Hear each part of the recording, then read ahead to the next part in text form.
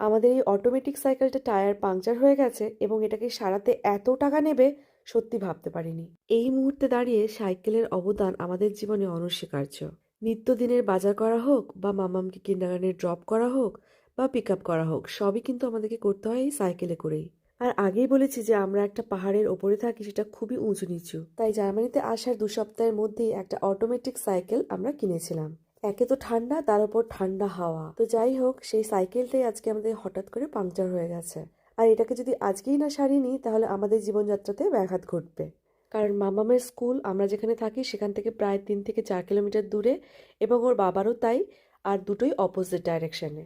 এবং ডেলি বাজার আমরা যেখান থেকে করি সেটাও ওর বাবার অফিসের কাছে।